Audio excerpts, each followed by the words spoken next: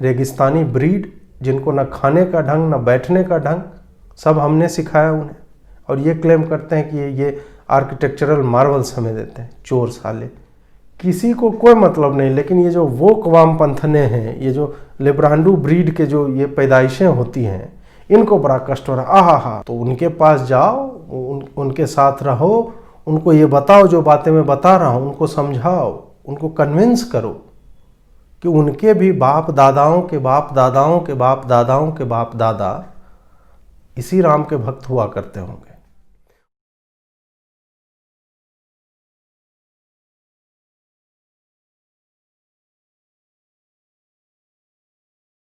नमस्कार, मैं अजीत और आप देख रहे हैं आप इंडिया। इस देश में विरोध करने की एक परंपरा चली हुई है और राम मंदिर को लेके भी उसी तरह का एक विरोध परोक्ष रूप से दिख रहा है। प्रत्यक्ष तो कर नहीं सकते क्योंकि सुप्रीम कोर्ट ने लगभग 70 साल से ही जो नौटंकी चल रही थी उसके बाद एक फैसला दिया, फिर भूमि पूजन होता है और उसके बाद अब जो है चंदा इकट्ठा करने के लिए हिंदू सनातनी संगठन जो है वो घर घर जा रहे हैं और लोगों को लग रहा है कि अब ये मंदिर जो बनेगा वो कैसा बनेगा।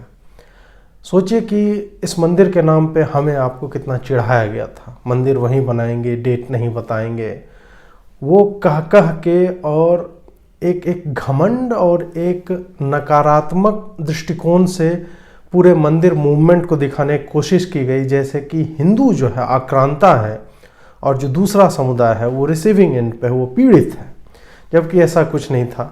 इतिहास एक अलग कहानी कहता है। हाँ, ये बात अवश्य है कि कांग्रेस ने और वामपंथियों ने किस तरह से हमें लगातार उसी इतिहास से जो एक अलग कहानी कहता है हमेशा अलग रखा है।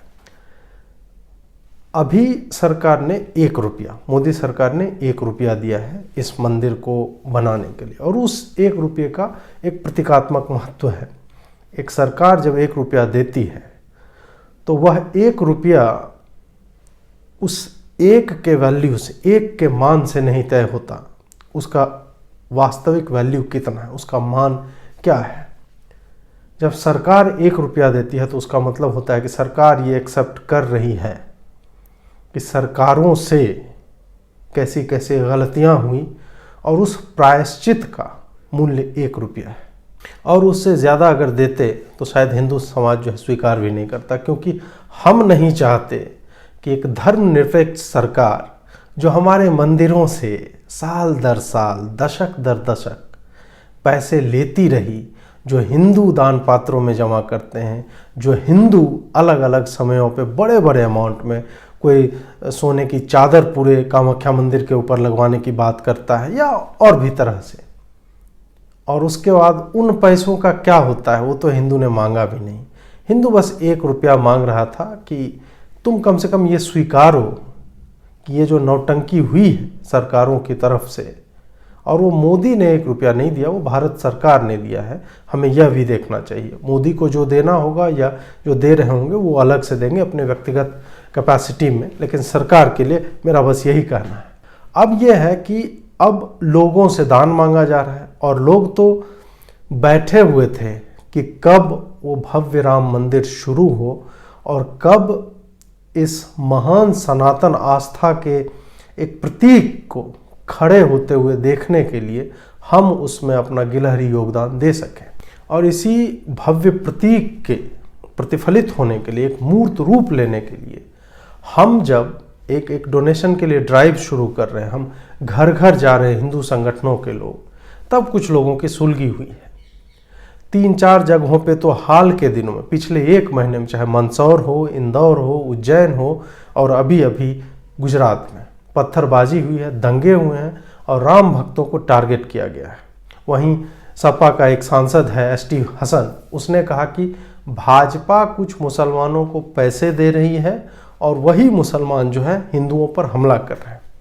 वो सपाई हैं, वो कुछ भी बोल सकते हैं, वो कुछ भी लॉजिक लगा सकते हैं।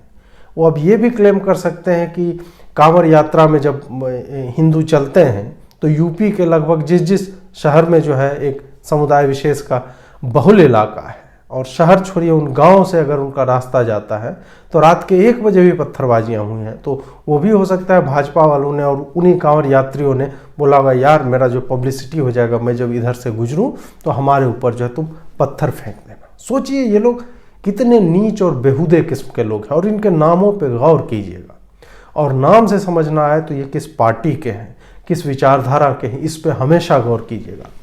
मुनव्वर राणा जैसे चिरकुट चंपक जो है वो तो संसद भवन के लिए भी जो इमारत बनने वाली थी उस पर भी जो है बोल रहा था गिरा के कुछ और बना दो, जो भी बकचोदी वाली शायरी जो है वो पेले जा रहा था। इस नीच और घटिया व्यक्ति ने CAA के जो वायलेंस हो रही थी हिंसा के दौरान, तब जो शायरियाँ लिखी हैं, राम मंदिर के लिए जो शायरियाँ लिखे, वो सब आप जाके पढ़िए, वो सब जाके आप पढ़िए, तब आपको पता चलेगा कि जिनकी महफिलों को हिंदू आबाद करते हैं, जिनके चुराए हुए माँ के शेरों को सुनते हैं और आह्लादित होते हैं हिंदू, वो व्यक्ति हिंदुओं से कितनी घृणा लिए, अपने फेफड़ों में कितना जहर लिए ये व्यक्ति घूम रहा है। अब बात यह है कि एक और वाकया हुआ जो कुछ दिन पहले मैंने अपने फेसबुक पे लिखा था। मेरे एक मित्र हैं और उन्होंने कुछ सहयोग राशि जो है भगवान के श्री चरणों में अर्पित किया। दान तो हम दे नहीं सकते, हमारी औकात नहीं है भगवान राम को दान देने की, तो हमारे पास जो जी कर खा कर पी कर मौज करके बचता है उनमें से कुछ राशि जो है अपने स्वार्थ से हम सहयोग के तौर पे भगवान राम को दे रहे। सबका स्वार्थ है, हमारा स्वार्थ ये है कि हमारी आने वाली पीढ़ी जब उस मंदिर को देखे तो कहे कि ये हमारे बाबाओं ने, दादाओं ने, चाचाओं ने, भाइयों ने उसे खड़े होने में, उसमें एक ईंट हमारी भी है। बस ये स्वार्थ है, इसलिए हम जो है सहयोग की राशि दे रहे हैं। उन्होंने सहयोग दिया और मैं उन्हें निजी तौर पे जानता हूँ, तो मैं उनके बारे में जानता हूँ कि वो अलग अलग मुद्दों पे, अलग अलग समयों पे कितने बार, कभी ऑफ इंडिया के आह्वान पे, जैसे नीरज प्रजापति की जब हत्या कर दी थी CAA रैली में, मस्जिद के पास से जा रहे थे, पीछे में रॉड मारा था, सरस्वती माँ का वो मूर्तियाँ बनाया करते थे, उनकी हत्या हो गई, अब उनके भी 1 साल हो गए। तो जब हमने एक डोनेशन के लिए, चंदे के लिए ड्राइव चलाया था, उसमें भी उन्होंने काफ़ी जनरस सहयोग दिया था, मतलब 10,000 5,000 की मैं बात नहीं कर रहा, इस तरह का। तो उस व्यक्ति को मैं निजी तौर पे जानता हूँ। जब उन्होंने ये शेयर किया स्क्रीनशॉट लगा के, और जाहिर सी बात है कि डिटेल मिटा के, तो उनको जो है कुछ वोक लिबरल वामपंथने जो होती हैं, जो अपनी सच्चाई से, अपनी वास्तविकता से, अपने धर्म से, समाज से, जो अपनी हर पहचान से कटी हुई होती हैं, वो उनको पर्सनली ज्ञान देने आ गई कि तुम जो है जब ये सहयोग एक तो कर रहे हो, जबकि वहाँ हॉस्पिटल बनना चाहिए, फलाना जो बकलोली वाला लॉजिक है उसको आप हटा दीजिए। उसके बाद उन्होंने यहाँ तक लिख दिया कि तुम्हारे इस स्क्रीनशॉट के शेयर करने से मुसलमान लोग बड़े आहत हो जाएंगे। साला हम क्यों ये सर पर लेके घूमे कि हम क्या लिख रहे हैं तो उससे कौन आहत हो जाएगा? जिसको आहत होना है आहत हो जाए भाई, वो मेरी जिम्मेदारी नहीं है ना। अब कल को एक कह दे कि तुम तिलक लगा के घूम रहे हो तो उससे आहत हो रहे हैं हम, और ये तो वस्तुतः वास्तव में होता है। वो टोपी पहन के और दिन राह, मतलब चौराहे पे, नुक्कड़ पे, हवाई जहाज पे, स्टेडियम में कहीं भी बैठ जाते हैं, तब कहा जाता आह कितना ईमान वाला है, देखो मतलब काम कर रहा है, उसके बीच भी जो है अल्लाह को याद कर रहा है।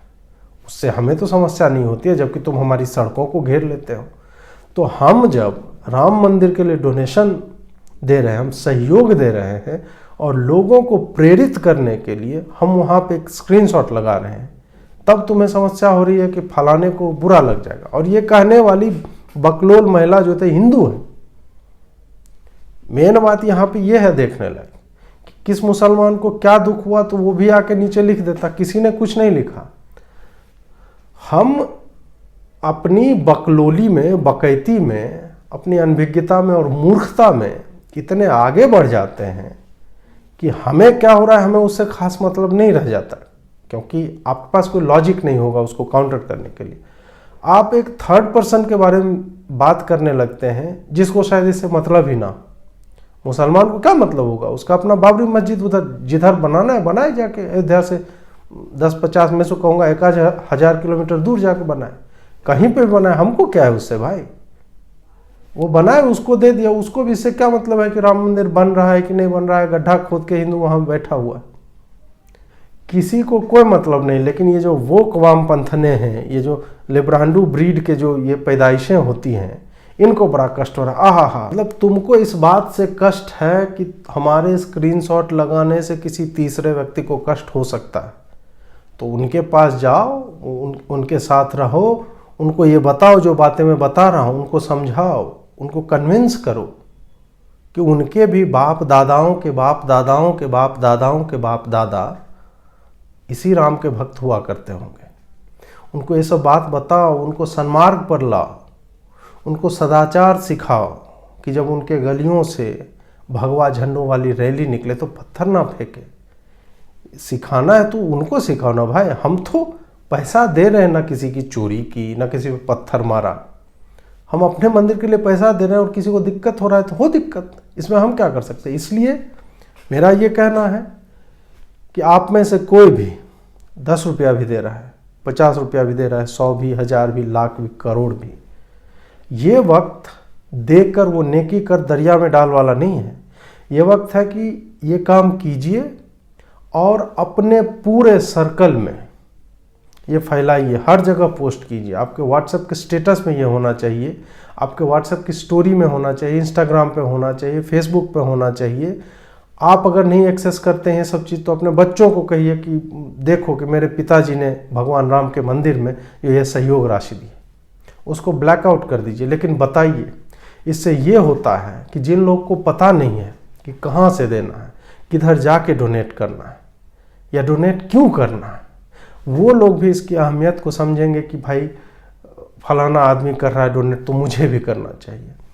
इससे प्रेरणा मिलती है। इससे कोई कुछ नहीं दिखाता। किसी को दिखाना होगा तो वो अमाउंट को जो है ना वो ब्लैकआउट नहीं करता अगर दिखाना हो। हमें सिर्फ ये दिखाना है कि मैंने सहयोग किया, तुमने किया क्या। और ये प्रेशर बनाना हिंदुओं पे बहुत ही आवश्यक है। काफ़ी लोग अनभिज्ञ हैं जो न्यूज़ नहीं पढ़ते हैं, जिनको व्हाट्सएप और ये सब के जरिए ही पता चलता है दुनिया में क्या चल रहा है, तो उन लोगों तक आप अपनी बातें कैसे पहुंचाएंगे। तो ये जिम्मेदारी जो है हमारी और आपकी है। इसलिए मैं कहता हूं कि नेकी कीजिए, मतलब सहयोग दीजिए और खूब उसका ढिंढोरा पीजिए कि मैंने दिया है तुम भी दो। 10 लोगों को टैग कीजिए अगर हो सके तो। और मुझे नहीं लगता है किसी व्यक्ति को बुरा लगेगा अगर वो आपका सच्चा मित्र है और वो सच्चा हिंदू है। तो राम मंदिर की अहमियत बहुत लोगों को पता नहीं है। पता मैं ये बात इसलिए भी कह रहा हूँ क्योंकि हम ही में से कई लोग, हिंदुओं में से ही कई लोग जो है इसके विरोध में खड़े दिखते हैं। वो पॉलिटिकली इंक्लाइंड होंगे बीजेपी से, वो नॉन कांग्रेसी या नॉन लेफ्टिस्ट होंगे, गैर वामपंथी होंगे, लेकिन फिर भी उनको लगता है कि इसकी ज़रूरत क्या है, ये हम क्यों कर रहे हैं। इसलिए मैं बताना चाहूँगा कि तुम इस राम मंदिर को एक नए राम मंदिर की तरह देख रहे हो। तुम 500 साल पहले चलो, जब एक राम मंदिर हुआ करता होगा, तब एक रेगिस्तान से उठा हुआ बर्बर असभ्य म्लेच्छ वो आता है और उसके लिए, चूंकि उसके पास एक सेना है, वो घुसता है और अयोध्या में राम की जन्मभूमि पे, जहाँ जन्मस्थान था, वहाँ के भव्य मंदिर को गिरा देता है। और तुम ये भी सोचो कि 20 पीढ़ी पहले के, 50 पीढ़ी पहले के हमारे जो दादा होंगे, दादी होंगे, नाना होंगे, नानी होंगे, उनके सामने जब वो गिर रहा होगा तो कितने लोग सदमे से मरे होंगे, कितने लोगों ने उसको रोकने के लिए अपना बलिदान किया होगा, कितने लोग ऐसे होंगे जो अपने परिजनों से, अपने बच्चों से नजरें नहीं मिला पा रहे होंगे कि मैं इसको क्या बोलूं कि वो मंदिर क्यों टूट रहा है। आंखों में वो जो लज्जा होगी, वो जो ग्लानि भाव होगा, वो जो अपराध बोध होगा कि हमने अपने पूर्वजों के द्वारा पास किए गए, दी हुई स्थाति को, उसकी रक्षा नहीं की हमने, और कई लोग इस ग्लानि के साथ मर गए होंगे। वो व्यवस्था थी उनकी, वो चाहकर भी कुछ नहीं कर सकते थे, लेकिन उन्हीं में से कई लोग होंगे और उन्हीं की संतानें हैं हम, जो लगातार समाप्त नहीं हुए। उतने साल मुगल बर्बर बलात्कारी आक्रांता, रेगिस्तानी ब्रीड, जिनको न खाने का ढंग न बैठने का ढंग, सब हमने सिखाया उन्हें। और ये क्लेम करते हैं कि ये आर्किटेक्चरल मार्वल्स हमें देते हैं। चोर साले। उन लोगों के रहने के बाद भी भारत में हिंदू बचे रहे, और भगवान राम की कृपा से 100 करोड़ हैं। उसके बाद भी बचे हुए, उसके बाद ईसाइयत यहाँ पे आने की कोशिश करती है, कुछ नहीं हमारा हो सका। क्यों? क्योंकि वही दादा नाना दादियाँ नानियाँ, वही हमारी माएँ, जिन्होंने डर के मारे झुकना स्वीकार नहीं किया, हमें बचा बचा कर पालती रही। हमसे जजिया लिया गया, हमें किस तरह नहीं सताया गया। हमारे सिख गुरुओं को आड़ी से काटा गया। 4 साहिबजादे, छोटे छोटे बच्चे दीवारों में चुन दिए गए, और उन्होंने धर्म का साथ नहीं छोड़ा। तो ये राम मंदिर जो है, आपको उस चश्मे से देखना पड़ेगा। और ये लोग जो है, ये जो कन्वर्ट हुए म्लेच्छ हैं, ये हंस रहे हैं आज, या ये मॉक करते हैं हमें। इन्हें तो शर्म के मारे अभी के समय में, जबकि राम मंदिर फिर से ऊपर उठ रहा है, इन्हें तो मुंह छुपाकर कहीं बैठना चाहिए। और ये लोग अपने पूर्वज जो है अरब में खोजते हैं।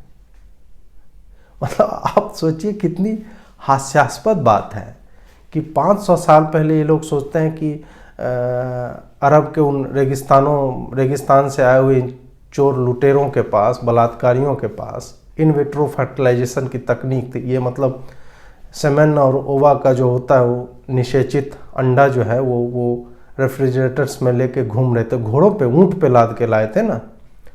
तभी तो ये अगर अरेबियन ब्रीड है, यहाँ के जो अपने आप को क्लेम करते हैं, कोई जो है, मतलब कोई भी अरब से नीचे की बात ही नहीं करता। और अरब में इनका ये हाल है कि इनको दुत्कारते रहते हैं। आप जाके पता कीजिए कि इंडियन सब कॉन्टिनेंट के जो लोग हैं, ख़ास मज़हब के लोग, उनके बारे में अरब के मुसलमानों की क्या राय है। तो ये जो हंसने वाले म्लेच्छ हैं, इनसे मैं ये कहना चाहूँगा कि बाबर तो 400-500 ही लेके आया था ना। उसके बाद क्या मतलब सुई दे के पैदा किया गया क्या? अगर तुम अपनी जेनेटिक्स और क्रोमोसोम्स और डीएनए और आरएनए तुम उसी का कैरी करने का दावा कर रहे हो, तो मुझे बताओ कि किस तकनीक से 400-500 जो है बाबर के सैनिक आए होंगे। उससे ज़्यादा नहीं थे, 10,000 मान लेते हैं। तो तुम इतने करोड़ कैसे हो गए? इन विट्रो फर्टिलाइजेशन वही होगा ना कि एक दिन बोला होगा हाँ वैक्सीनेशन ड्राइव चलेगा, लगातार एक का मतलब ओवा निकाल के, और जो है टेस्ट ट्यूब में बेबियां जो है इकट्ठी की गई, और तुम लोग पल पल के आए हो। टेस्ट ट्यूब बेबीज है क्या ये लोग? शर्म के मारे मुंह छुपाना चाहिए इन लोगों को, और अपना मतलब ये लीनियज जोड़ रहे हैं अरेबियन से। खैर, हिंदुओं को दिल खोलकर दान देना चाहिए, और हमारे ऊपर जो हंस रहे हैं या मजाक उड़ा रहे हैं कि मंदिर बना रही हैं, वो हंसते रहें। हमारी औकात तो ये है कि हमारे 1-2 पद्मनाभ मंदिर जो है, उसका 1-2 बक्सा खोल जाए, 3-4 पंचवर्षीय योजनाएं निपट जाएंगी। हम तो इतने गौरवशाली परंपरा के लोग हैं, और कभी घमंड नहीं किया। हमारे मंदिरों को फ्री कर दो भाई, हमारे मंदिरों को फ्री कर दो। फिर देखो, हम 1-2 मंदिर नहीं, हम कितने राम मंदिर बना लेंगे अगर चाहें तो। हज़ारों स्कूल खोल लेंगे, हज़ारों चिकित्सालय खोल लेंगे, कन्याओं के लिए आश्रय गृह खोल लेंगे, बच्चों के लिए स्कूल खोल लेंगे। तुम जो हमसे मतलब पैसा, मंदिरों से चंदा जो है हिंदू का, वो सरकार के पास जा रहा है, और वो कल्चरल मिनिस्ट्री या जो भी मिनिस्ट्री के थ्रू होकर पता चलता है कि चर्चों के पादरियों के और मस्जिदों के इमामों का जो है दरमाहा बन के वो निकल के आ रहा है। हम तो कभी सवाल नहीं उठाते। इसलिए बोल रहा हूँ कि खुलकर दान दीजिए, और इतना दान दीजिए कि पूरा राम मंदिर मतलब, और मैं जानता हूँ हिंदुओं की क्षमता क्या है, पूरे राम मंदिर को सोने से ढक सकते हैं, लेकिन छोड़ दीजिए, पत्थर और ईंट से ही बनने दीजिए। जहाँ सोने की आवश्यकता होगी वहाँ दीजिएगा। इतना दीजिए कि एक राम मंदिर खड़ा हो, ताकि हम काशी मथुरा सब बाकी है ना, उसके लिए मुहिम चला सकें। हमारे जो छोटे छोटे गांव के शहरों के मंदिर हैं जो एकदम डिलैपिडेटेड कंडीशन में है, हम उन्हें जो है रिवाइव कर सकें, उन्हें रेनोवेट कर सकें, उनका जीर्णोद्धार हो सके। यही मंदिर जब आपदा आती है भूखों को भोजन कराती है। कितने गरीब, आप जाके देखिए कि आश्रमों में जो लंगर चलता है, सिखों वाला तो अपना है ही, वो लंगर, उसमें भी कभी कोई धर्म मजहब नहीं पूछा जाता है।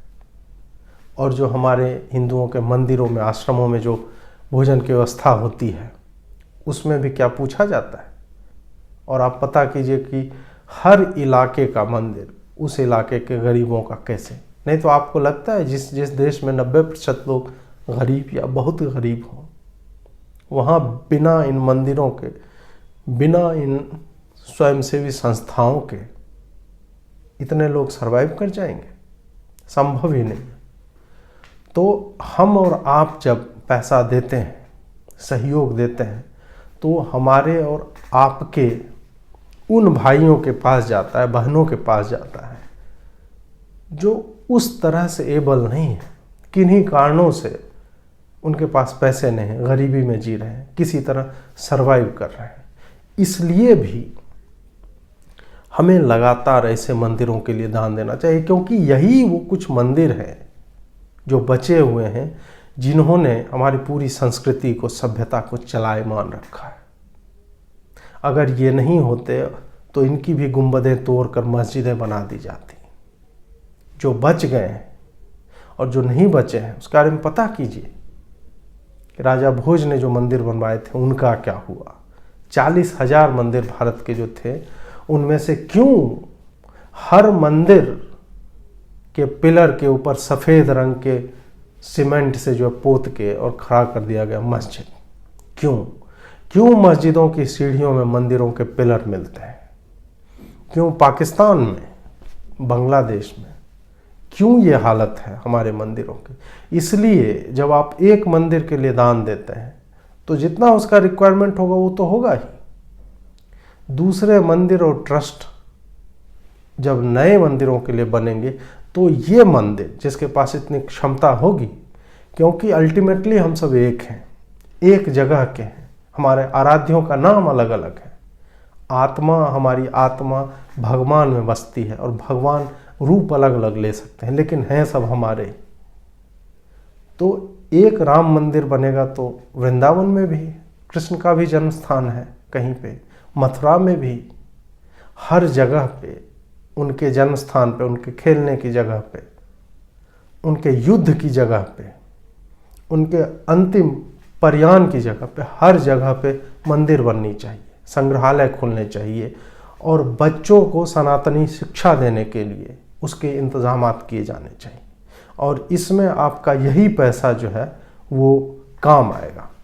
हमें यह नहीं भूलना चाहिए कि हमारे आपके, किसी भी हिंदू के प्राणों से ऊपर धर्म है। अगर धर्म की रक्षा के लिए कृष्ण या पांडव खड़े नहीं हुए होते तो उनका काम ऐसे भी चल जाता जैसे चल रहा था, लेकिन उतने लोग मरे किसके लिए? धर्म की रक्षा के लिए। हर युग में धर्म की रक्षा के लिए उठते हैं लोग और उसके लिए व्यक्ति की प्राणों की आहुति पड़ती है। इसलिए भी अगर आपको लगता है कि हमारा धर्म ध्वज लहराता रहे, क्योंकि उसका लहराता रहना आवश्यक है। आप 16,000 सालों की गुलामी के बावजूद आज भी भगवा झंडा लहराता है। आज भी हम जब रामनवमी पे हनुमान जी की पताका जब लगाते हैं, बांस पर जब मूंज की जनेऊ चढ़ाते हैं, वो कैसे संभव हो सका? वो इसी कारण से संभव हो चुका है कि हमारे और आपके जैसे लोग पहले के भी दौर में रह चुके हैं और उन्होंने हारना स्वीकार नहीं किया, उन्होंने लड़ना स्वीकार किया। वो लड़े, वो बैठे रहे, वो इकट्ठा होते रहे और अपने समय की प्रतीक्षा करते रहे। और जब तक यही एकता, यही एकजुटता, यही साम्यता और यही सामूहिक ध्येय कि धर्म ध्वज नहीं झुकना चाहिए। धर्म ध्वज हमसे, आपसे, हमारे जैसे लाखों से ऊपर की चीज है। वो लहराता रहेगा तो हिंदू समाज जो है प्रगति करता रहेगा, कोई भी कुछ नहीं बिगाड़ सकता। इसीलिए आज समय है कि आप आगे आइए। आप मंदिर नहीं बना रहे, आप इस संस्कृति के प्रवाह को थोड़ा सा और पुश दे रहे हैं, उसमें थोड़ा और जल डाल रहे हैं ताकि उसका वेग और तीव्र हो, प्रबल हो, और वो जल जो है आने वाली पीढ़ियों को सिंचित करता रहे। ये ध्यान रहे कि हम और आप आदि शंकराचार्य की तरह देवत्व वाले लोग नहीं हैं। हम में उनका छटाक भर भी अंश नहीं है। जीन्स होंगे कहीं कहीं गुणसूत्रों में रहा होगा, या हमारा मतलब सौभाग्य है कि हम इस दौर में जी रहे हैं। उन्होंने तो मठ बनवाए, उन्होंने हिंदू धर्म के लिए क्या नहीं किया। हम क्या कर रहे हैं? उन्होंने कितने मठ बनवाए, हम क्या कर रहे हैं? हम 1 ईंट 2 ईंट 10 ईंट पत्थरों के लिए कुछ योगदान दे रहे हैं। तो समर्पण शंकराचार्य के समय में जो भी उनको दैवीय कुछ उनके ऊपर रहा हो, भगवान का आशीर्वाद उनके सर पर रहा हो कि उन्होंने इतना महान काम किया, तो अगर उस स्तर का नहीं तो हमारा जो भी स्तर है हमारे वश में, अगर कुछ ईंट और पत्थर ही हैं तो हमें खुलकर दान देना चाहिए, आगे आना चाहिए और इसके बारे में लोगों को बताना चाहिए। जुड़ने के लिए बहुत बहुत आभार आपका। नमस्कार।